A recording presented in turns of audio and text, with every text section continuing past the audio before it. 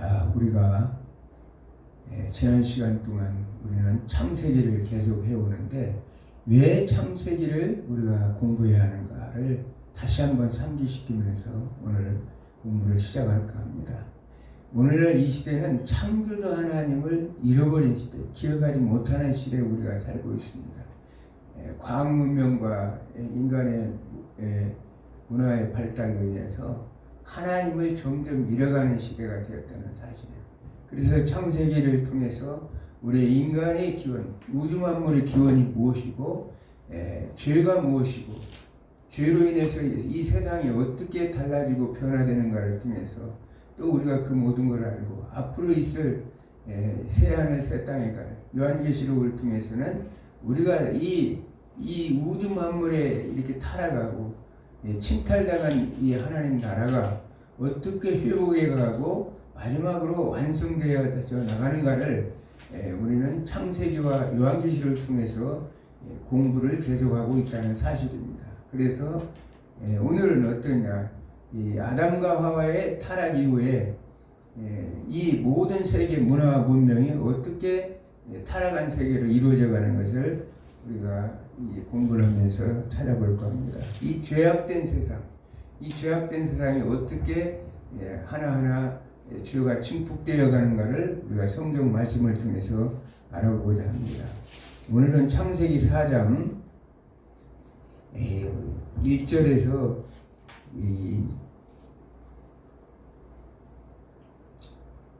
6절까지 읽겠습니다.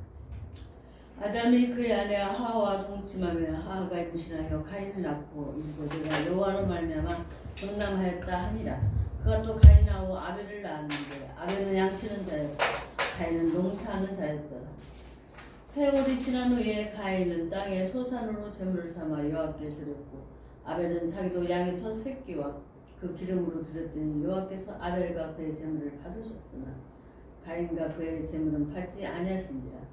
가인이 몹시 분하여 안색이 변하니 여호와께서 가인에게 이르시되 내가 분하여하면 어찌 되며 안색이 변하면 어찌 되느냐.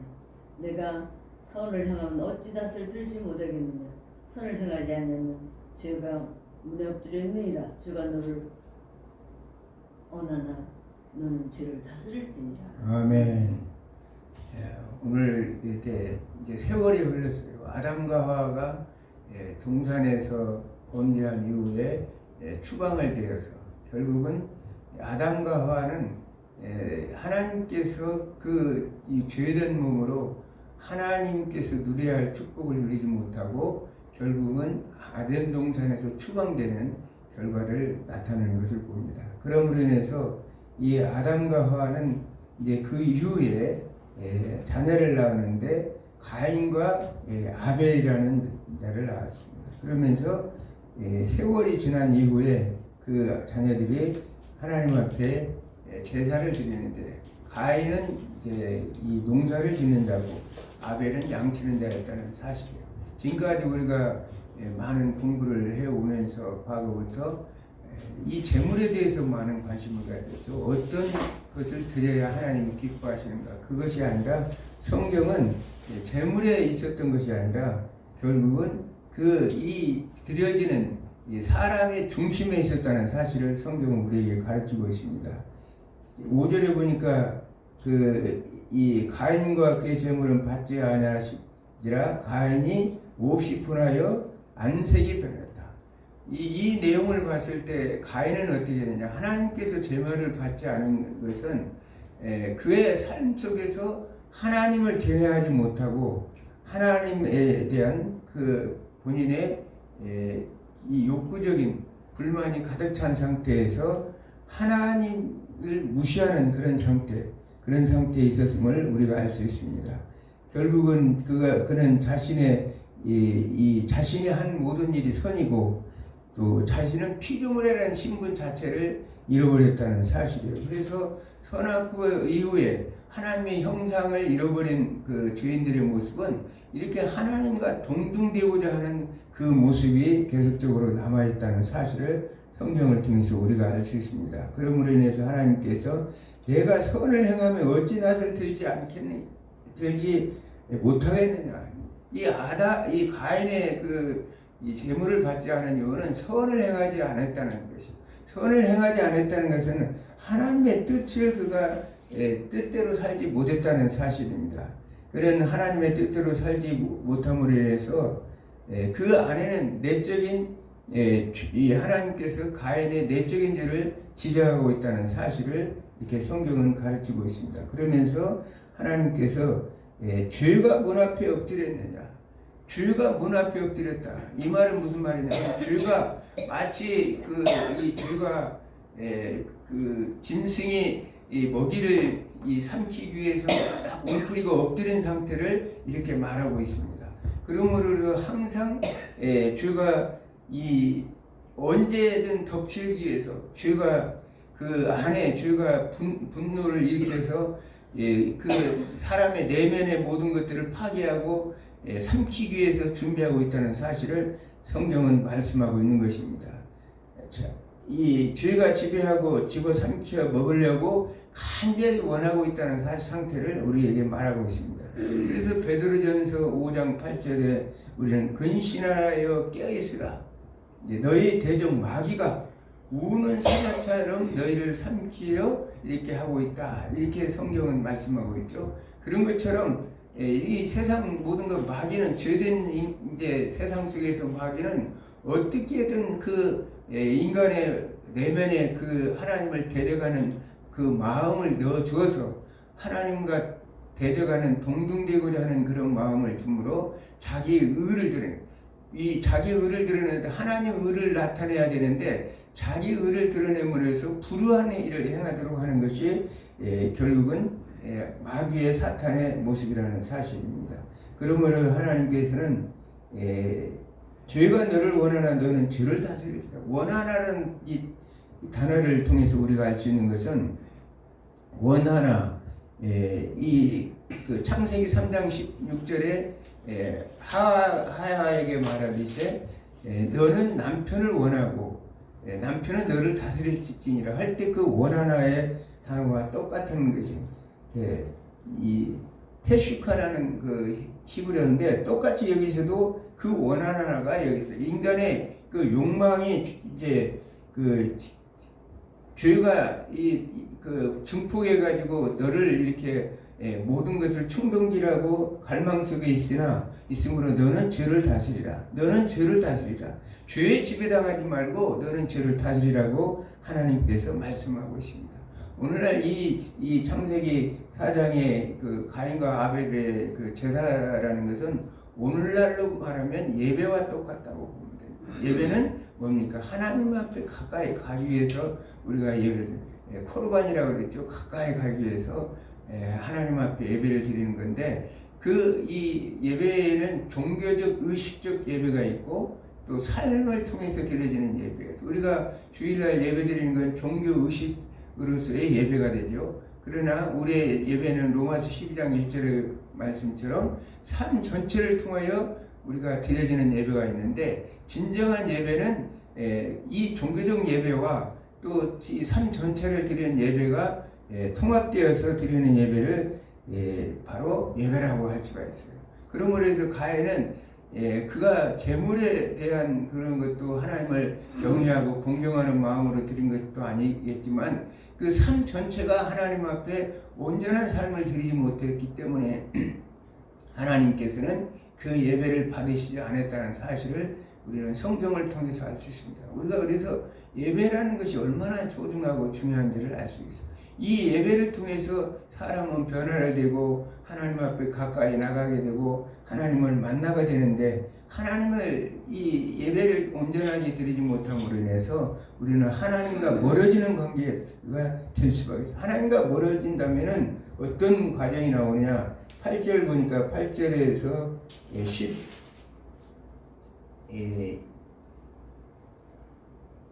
12절까지 읽겠습니다. 8절. 가인이 그 아우 아벨에게 말하고 그들이 둘에 있을 때 가인이 그의 아우 아벨을 쳐 죽이니라. 여호와께서 가인에게 이르시되 아우 아벨이 어디 있느냐? 그가 이르되 내가 알지 못하나이다 하니 내가 내 아들을 지키는 자니까 이러시되 내가 무엇을 하였느냐 제 아우 핏소리가 땅에서부터 매우 흐느끼니나 땅에서부터 내게 호소하느니라.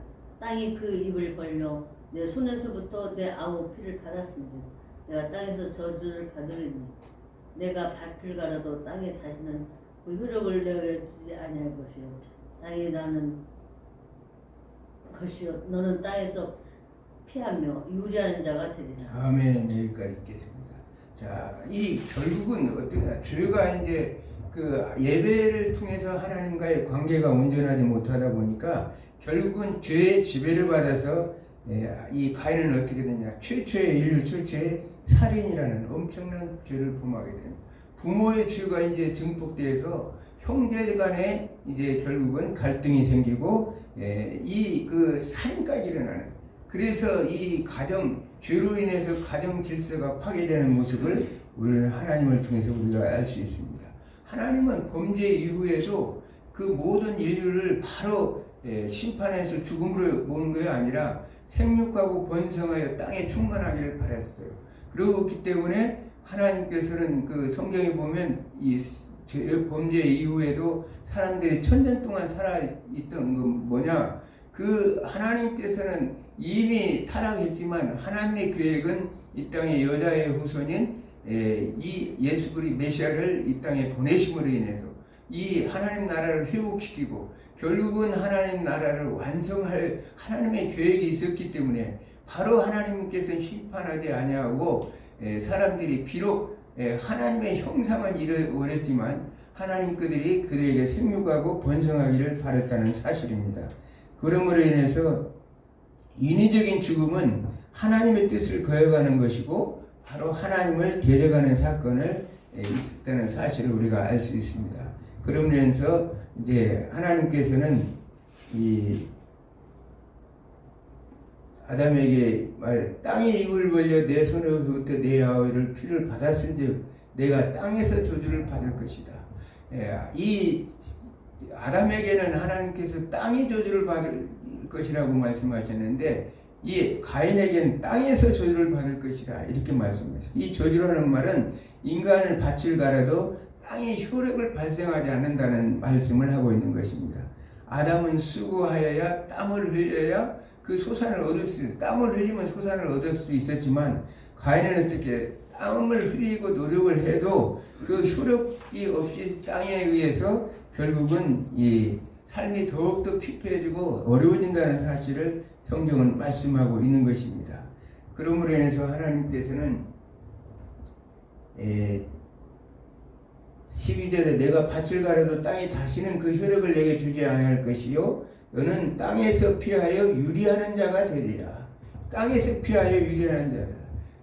이 지금 아담과 하와가 가나안 이 에덴 동산에서 그들이 이 하나님께서 주시는 그 모든 약속들을 온전하게 율법을 지키지 않음으로 인해서 그들이 결국은 땅에서 쫓겨났죠. 에덴 동산에서 쫓겨난 것처럼 가인 또한 죄로 인해서 그 땅에 살 자격이 없기 때문에 결국은 땅에서 쫓겨나는 일이 발생했다는 것이 이것이 이제 성경은 계속적으로 하나님의 백성들이 땅에서 죄악의 관영에서 온전히 살지 못했을 때 하나님은 땅의 땅을 통해서 살고 있는 족속들을 추방한 것을 우리가 알 수 있어요.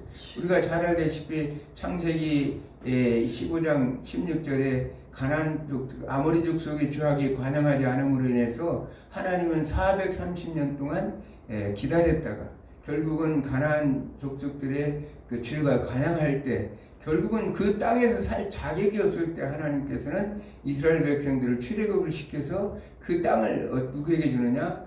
이스라엘 백성들에게 줬다는 사실이에요. 그러나 이스라엘 백성들 또한 하나님이 주신 그 가나안 땅에서 하나님의 말씀의 법대로 온전하게 살아가야 되는데 살아가지 못했을 때 그들은 가나안 땅에서 추방돼서 디아스포라로 전 세계로 흩어져 있는 걸 봅니다.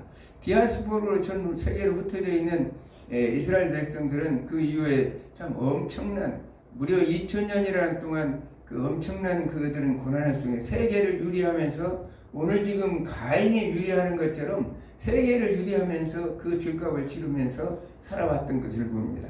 그만큼 하나님께서는 우리도 오늘날도 마찬가지로 하나님께서 그 나라를 살 수 있는 그런 자격이 주어질 만큼 모든 사람들이 온전한 하나님을 섬기고 하나님의 뜻 안에 살아야 되는데, 하나님께서는 이토록 그 땅에 살 자격, 죄악의 관영에 살 자격이 없을 때는 하나님이 반드시 추방해 나버린다는 사실을 알 수가 있습니다. 그러나 하나님, 그래서 이제 가인은 말하죠. 가인이 여호와께 이르되 내 죄벌이 지기가 너무 무거우니이다.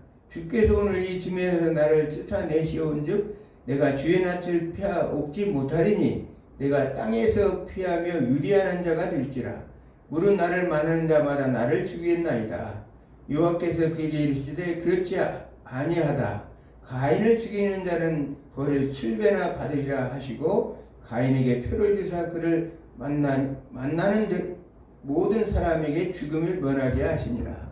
가인은 이제 이 땅에서 떠난다는 얘기는 결국은 하나님께서 이 돌보심을 받지 못하고 살기 때문에 두려움을 받을 수밖에 없다는 사실. 그러므로 해서 나를 이렇게 내보내면 다른 사람들이 14절에 보니까 무릇 나를 만나는 자마다 나를 죽이겠나이다. 여기서 우리가 알 수 있는 것은 성경에서 이제 우리는 가인과 아벨 무슨 형제가 있었겠는가 생각하지만 성경은 여기에 기록하고 침묵하고 있지만 결국은 이 에녹이 가인이 이제 그 아내와 결혼해서 에녹을 낳은 걸로 보면 그 당시에 이 굉장한 오랜 세월 동안 그 자녀를 낳았다고 알 수가 있어요. 그래서 가인과 아벨은 어떤 존재냐? 성경에서 말하면 대표적인 인물이에요. 가인은 획득, 소유라는 뜻을 가지고 있고 아벨은 허무, 공허라는 뜻을 가진. 그러므로 해서 그 당시에 고대 문화는 어떻게 하느냐? 유목민과 농경 문화를 가진 사람들의 대립과 갈등이 굉장히 심했던 사회에서 대표적인 인물인 가인과 아벨을 세운 걸 봅니다. 하나님께서 이제 아벨이 죽은 후에 이제 이 130대에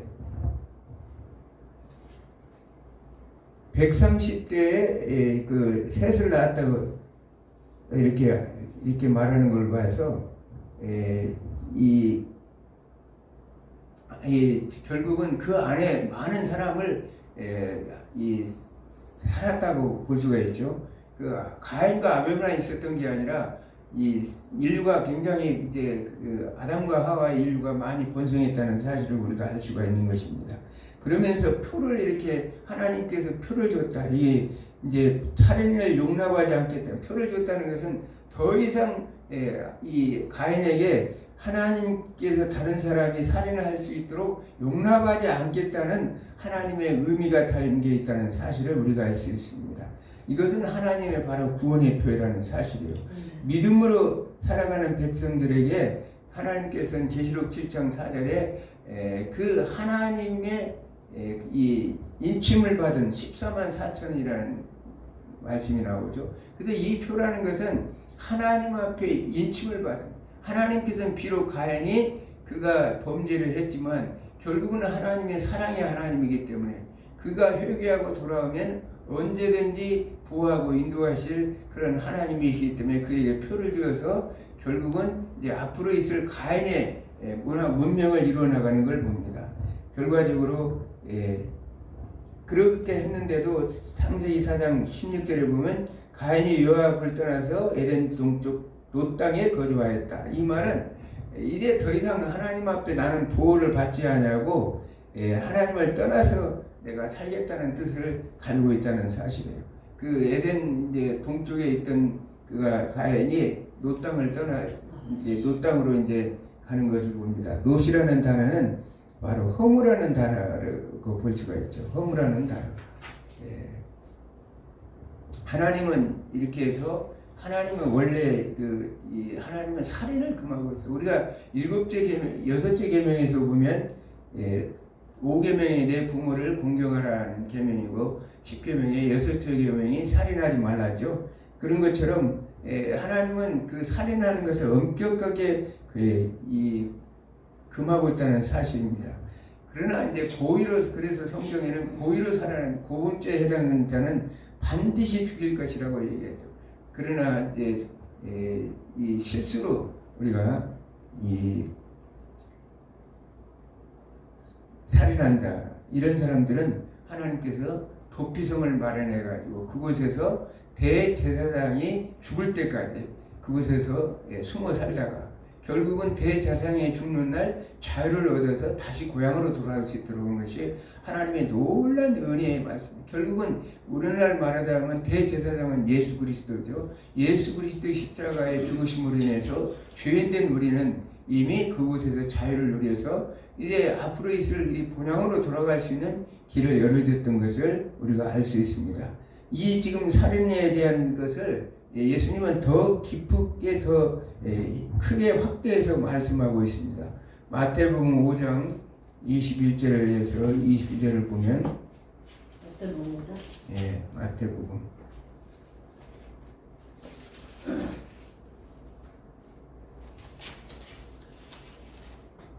21절에서요. 예, 22절. 옛사람에게 말한 바 살인하지 말라. 누구든지 살인하면 심판을 받게 되리라 했다는 것을 너희가 들었으나 나는 너에게 이르노니 형제에게 노하는 자마다 심판을 받게 되고 형제를 대하여 나가라 하는 자는 공의에 잡혀가게 되고 미련한 놈이라 하는 자는 지옥에 들어가게 되리라. 아멘.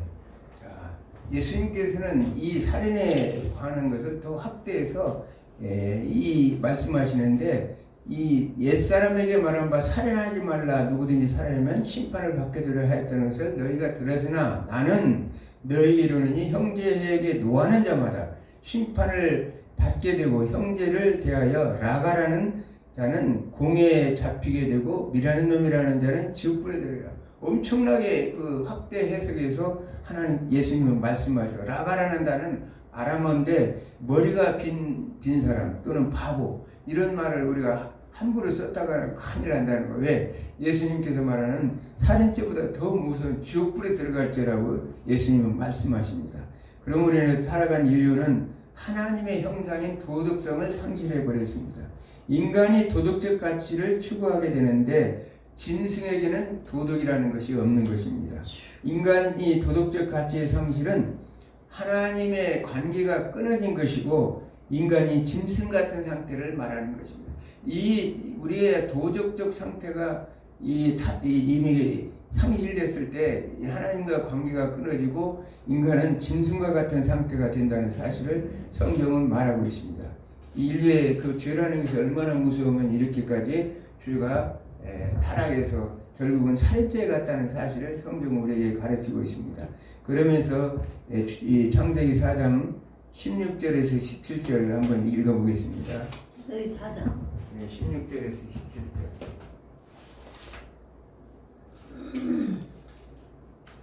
가인이 여호와 앞을 떠나서 에덴 동중 롯 땅으로 거주하였더니 아내와 동침하며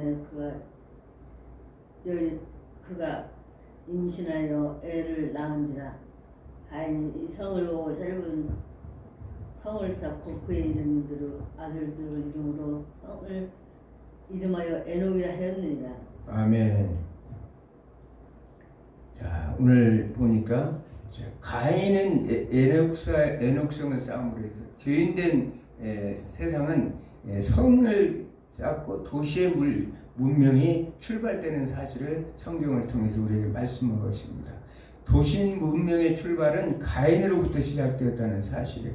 노시라는 뜻은 바로 허무라는 뜻이라고 그랬죠. 두려움과 허무를 극복하기 위해서 에녹성을 쌓았다는 사실입니다. 이것이 세속 도시의 시발점이 되었습니다. 인류 문명은 하나님을 떠나 생긴 허무감, 두려움에서 스스로 구원하고자 하는 동기에서 인류 문명이 시작되었다는 사실이에요. 그러므로 해서 야발은 가축을 치는 자의 조상이 되었고 유발은 수금과 퉁소를 잡는 자의 조상이 되었고 또 두발가인은 구리와 쇠를 만들어 여러 가지 기구를 만드는 자의 조상이 되었습니다. 이처럼 육축과 음악과 기계를 만드는 조상이 되었다는 사실입니다. 이상하게도 하나님을 떠나는데도 문화와 문명은 계속 발달을 해 나가고 있다는 사실을, 이들 가운데는 고대 용사들도, 가인의 후손들 가운데는 그 창세기 6장의 3절과 4절에 보면 고대 이 유명한 용사들의 이름이 나옵니다. 그러나 그들에게는 다른 하나는 뭐냐? 하나님의 이름이 없었다. 하나님의 이름이 없었다는 얘기는 하나님과의 관계를 없었다는 사실을 우리가 알 수 있어요. 도시 문명이 발달하고 세속 문화가 발달하는데도 그들에게는 하나님과의 관계가 단절됨으로 인해서 이것은 문명은 발달했지만 축복이 아니라 바로 저주였다는 사실을 성경은 말씀하고 있습니다. 하나님의 은혜 아래에 있는 사람은, 그런데 이상하게도 유명한 사람이 안 나와요. 성경에는 별로 나오질 않습니다. 그러나 이 성경에 나오는 인물들 중에서는 하나님 은혜 아래에서 있는 사람들은 하나님의 이름이 나온다는 거예요. 하나님의 이름을 부르고 여호와 하나님 이렇게 하나님을 찾게 되고 그는 하나님과 동행하는 역사를 이루어 나가는 걸 봅니다. 그러므로 인해서 성경의 도시라는 것은 폭력이 의존하는 곳이고 우상을 섬기는 곳이고 우상을 섬기는 곳이고 하나님을 믿기가 어려운 곳이라는 사실을 성경은 우리에게 가르치고 있습니다.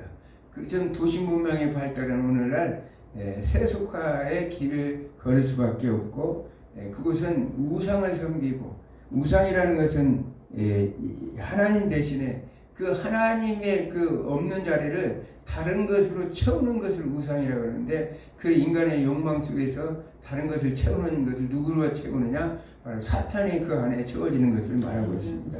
자, 가인의 후손은 이제 다시 성적 타락과 쾌락주의를 이제 유발해 나가는 겁니다.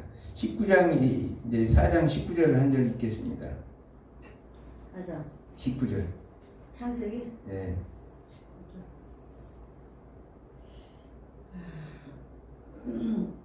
말씀 4장 19절.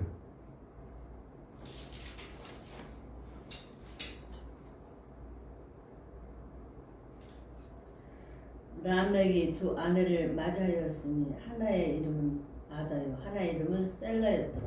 아멘. 라멕은 성경의 최초로 두 명의 아내를 두었다는 사실입니다. 이제 가정은 하나님의 창조 원리를 담은 중요한 기관이었습니다. 아담의 갈비뼈로 만들 둘이 연합하여 하나님의 닮은 창조를 하게 돼 있는데, 그런데 이 라멕은 이제 결국은 하나님의 가정 질서를 깨고 성적 욕망, 쾌락주의 육적인 문화를 이루었던 것을 봅니다. 그러므로 범죄한 후에 인간의 가장 나타난 죄의 증상은 성적인 타락이었다는 사실을 성경은 말하고 있습니다. 자, 우리가 로마서 1장 24절을 제가 읽겠습니다. 하나님께서 그들을 마음의 정욕대로 내버려 두사 그들의 몸을 서로 욕되가 하였느니라 이렇게 말하고 있습니다. 인간이 그 타락한 이후에 하나님께서는 그들을 이 하나님과의 관계가 끊어진 인간들은 서로 타락하게 서로 몸을 욕되게 했다는 사실, 성적인 타락을 말하고 있습니다. 우리가 이 참 역사 속에서 보면 이 수없는 성적 타락이 문화를 이루어 나오죠. 그 중에서도 우리가 이 그리스 헬라 시대에 있었던 이 문화 중에서 이 쾌락주의 문화가 있었는데, 그 쾌락주의 문화는 뭐냐? 바로 에피쿠로스 학파 철학을 가지고 있는 학파들이 있었는데, 그들은 세상을 쾌락적인 삶, 그것을 즐겼다. 그 반면에 또 스토아 학파들은 금욕주의 학파를 만들어서 이 절제와 경건과 검소와 이런 삶을 살아가는 것을 봅니다. 그러나 우리는 하나님의 모든 것은 적정하게 하나님께서 주신 분복을 누리며 살기로 되어 있어요. 어느 날 이 예화를 한번 들으면, 과거에 제가 이제 기도원에 가는데 어느 교회 권사님하고 같이 이제 버스를 탔어요. 버스를 탔는데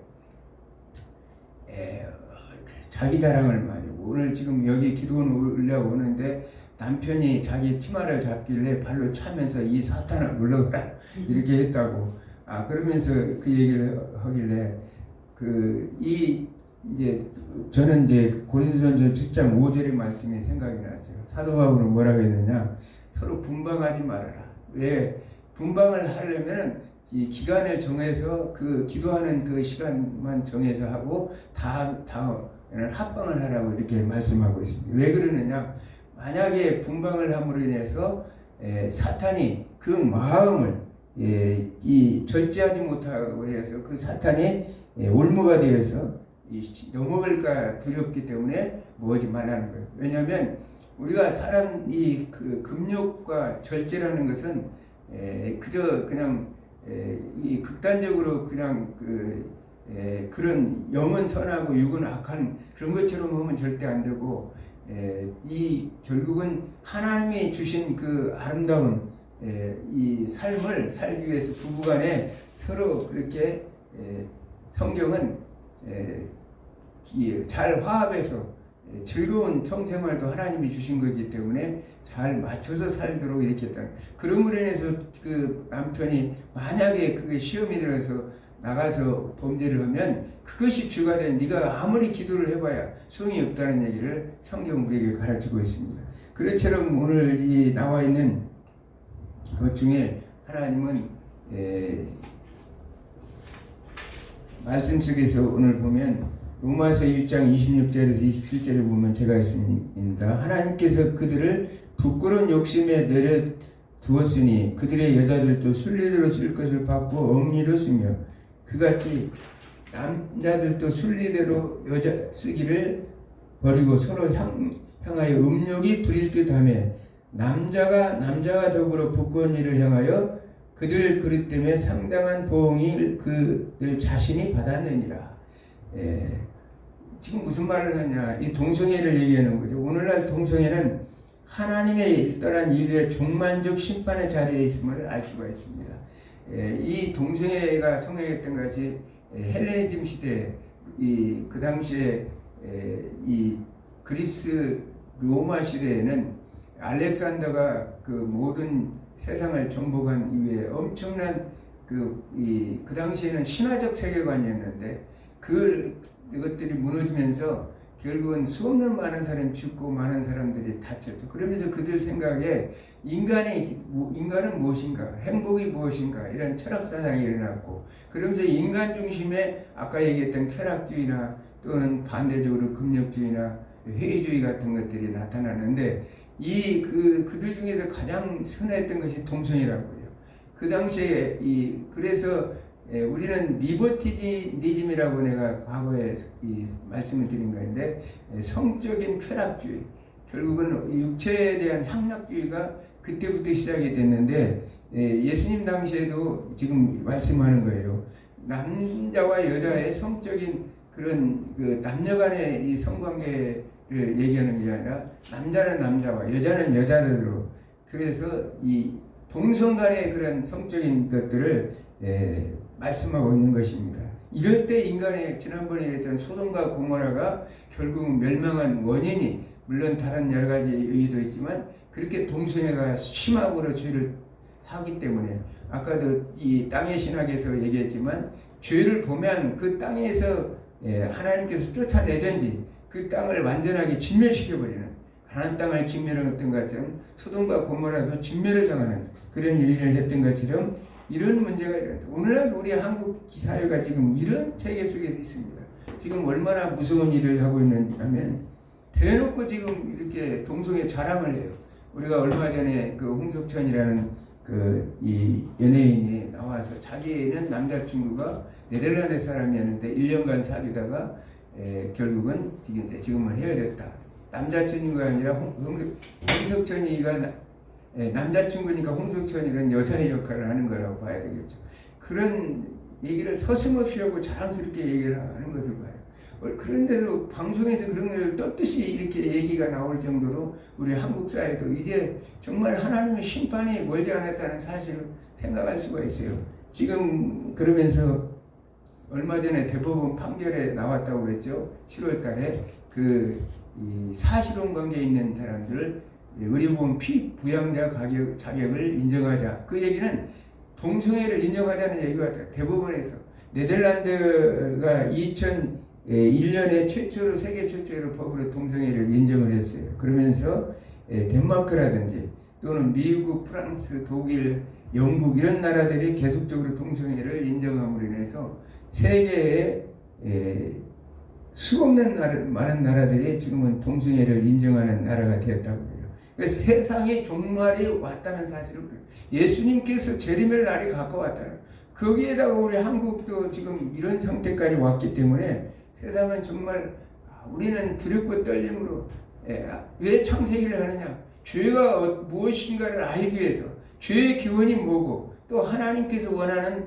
하나님 나라가 무엇이고 하나님의 창조주를 기억하는 그런 마음에서 우리가 창세기를 공부하는 거예요. 그냥 뭐 다 지나간 옛날 얘기를 왜 힘들게 이 아까운 시간을 할까 그러지만 우리가 하나님의 말씀을 알고 본질을 알아야 나 자신을 다시 돌이켜보고 어떻게 하나님의 뜻 안에서 살아갈 것이고 하나님의 뜻이 무엇이고 앞으로 있을 우리는 저 인류 저 영원한 새하늘 새 땅 하나님 나라가 완성되는 그날 우리가 저 새하늘 새 땅에서 온전한 자유를 누리고 살 것인가를 알기 위해서 우리는 교회를 나간다고 그래서 오늘날 교회에 나간다고 그래서 교회도 미국 교회의 한 60%는 결국 동성애를 인정한다고 그래요.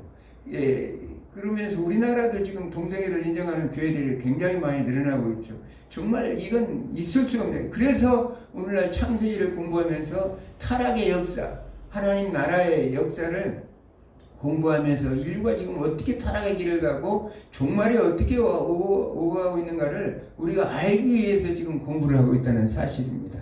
그러면서 마지막으로 이 라멕은 힘의 권력을 추구하는 폭력의 문화를 만들어냈다는 사실을 알 수 있습니다. 창세기 4장 23절에서 24절 읽겠습니다. 라멕이 아내들에게 이르되 아다와 셀라여 내 목소리를 들으라. 라멕의 아내들이여 내 말을 들으라. 나의 상처로 말미암아 내가 사람을 죽였고 나의 상함으로 말미암아 소년을 죽였도다. 가인을 위하여는 벌이 7배일진데 라멕을 위하여는 벌이 77배이로다 하였더라. 아멘. 자, 라멕은 성경에 나타난 최초의 힘이라는 그 말씀을 하고 있다. 성경에 나타난 최초의 힘과 권력, 폭력 문화의 대표라는 사실입니다. 라멕은 아내들에 대해 거듭해서 말하는 거예요. 강조, 자기 자신을 자랑하는데 뭐냐? 이 지금 자기가 그 어떤 소년을 죽였는데 가인을 위해서 벌이 7배라고 하나님께서 말씀하셨는데 라멕을 위해서는 그 벌이 77배다. 그러면서 자기 자신의 그 교만함이 아주 하늘을 찌를 만큼 폭력 문화의 대명사로 나타나고 있다는 거죠.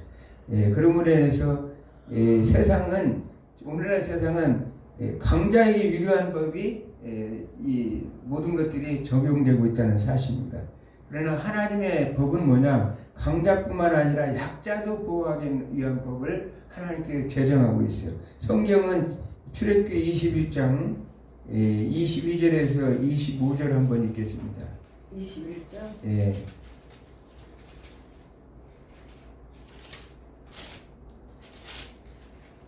22절은? 예. 사람이 서로 싸우다가 임신한 여인을 쳐서 낙태하게 하였으니 다른 애가 없으면 그 남편의 청구대로 반드시 벌금을 내되 재판장의 판결을 따라 낼 것이라. 그러나 다른 애가 있으면 각대 생명은 생명으로, 눈은 눈으로, 이는 이로, 손은 손으로, 발은 발로 뗀 것으로 상하게 한 것은 상함으로 때린 것은 때림으로 갚을지니라. 예, 아멘. 자, 여기서 보면 이걸 탈리오의 법칙이라고 그러죠. 눈은 눈으로, 손은 손으로, 생명은 생명으로 이렇게 이 갚아주라고 이렇게 하나님 말씀을 어떻게 보면 잔인한 것 같아요. 하나님이 구약의 종들은 원래 물건 취급을 받았던 시대였습니다. 그러므로 해서 만약에 이것이 하나님의 이런 그 말씀의 법이 없다면 그들을 보호할 방법이 없어요. 왜냐하면 눈으로 한다면 눈을 빼는데 우리는 잔인하게 생각할 수 있지만 이 권위 있고 힘 있는 사람들은 어떤 짓을 하느냐? 결국은 눈만 상대를 하는 것이 아니라 그 팔다리까지 더 잘라버릴 거예요. 그렇기 때문에 하나님께서는 그러한 인간의 감정에 의해서 힘 있는 자들이 그 폭력을 쓰지 못하도록 이 율법을 제하셨다는 사실입니다. 힘 있는 자들의 세상이기 때문에 의로우신 재판장이신 하나님이 율법을 통해서 하나님의 공의를 실현하는 법이 오늘 그 민수기 22장에 나와 있는 탈리오의 법칙에 나와 있는 그런 내용입니다. 21장에 나오는 법입니다. 이 힘 있는 자들을 위해서 이제 살아가는 이 세상입니다. 오늘날도 무전유죄, 유전무죄라고 이렇게 하죠. 힘 있는 자들의 세상이에요. 그렇기 때문에 오늘날 우리 한국 사회도 예수를 믿는 사람이 많아요. 국회의원들이나 의사들이나 또는 사법부에 있는 이런 사람들, 힘든 사람들이에요. 다.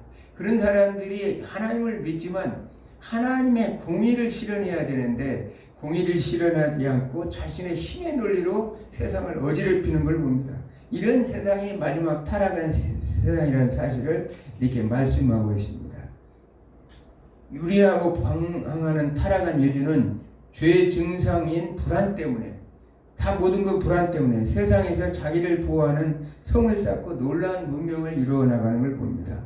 그러므로 하나님의 해와 비를 통해서 은혜를 베푸시고 모든 세계가 하나님의 통치 아래에 있음을 선포하고 계십니다. 하나님께서는 해와 달과 별 통해서 우주 만물에 창조하시고 이른 비와 늦은 비를 통해서 적정하게 모든 것들을 주시지만 한 번도 하나님께서 내 것이라고 주장하지 않아요. 그 공기가 없으면 우리는 숨쉬고 살아갈 수도 없지만 우리는 이 하나님 앞에 은혜로 감사할 줄 몰라요. 그래서 창조주 하나님을 기억해야 될 세상이 오늘은 점점 이래가지고 과학 문명의 발달을 통해서 우리는 이 모든 인간의 문화가 발달하면서 하나님을 점점 잃어가는 세대가 되었다는 사실입니다. 그래서 칼의 전능성이라고 그러죠. 칼의 절도와 권력의 신격과 도시의 권력의 우상화. 우상이라는 것은 하나님의 빈자를 채우는 인간의 욕구라고 말씀드려요. 그 안에 하나님의 사탄의 그 마음이 인간의 마음 안에 그대로 채워지는 것을 우상이라고 그러는데 오늘날 우상이 난무하는 세상 속에 살아가고 있다는 사실입니다. 이런 세상에 살아가는 사람들의 속에는 하나님의 이름이 없어요. 하나님의 이름이 없다는 건 하나님을 부르지 않는다는 거. 창조주 하나님을 기억하고 창조주 하나님을 부르지 않는다는 소리예요. 교회 안에도 지금 아까도 얘기했지만 이 사랑이라는 이름으로 인권이라는 이름으로 이 동성애자, 분명히 성경은 동성애자에 대해서 반드시 심판할 거라고 얘기했지만은 지옥불에 들어갈 거라고 얘기했지만 그들을 용서하고 용납하지 않는 거예요. 자기 마음대로 해요. 하나님의 말씀이 온전한 중심이 되는 게 아니라 인간의 자아가 자기가 법이 되고 하나님의 법이 되고 그것이 우상이 되어버렸다는 거죠.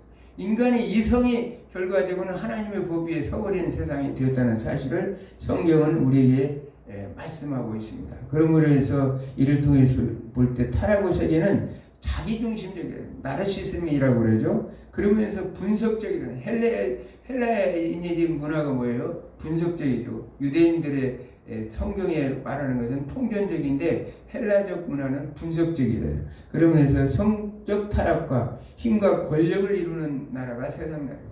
성적인 타락은 극에 달했어요. 지금은 아무것도 아닌 것처럼 그런 행동들이 교회 안에서도 아무것도 아닌 것처럼 인정받는 사랑이라는 이름으로 하나님이 내가 수없이 얘기했지만 하나님의 사랑은 그런 사랑이 아니라고 인간의 생각과 도덕과 윤리를 초월하는 그래서 그들이 죄를 범했을 때 가나안 족속을 진멸할 수밖에 없어.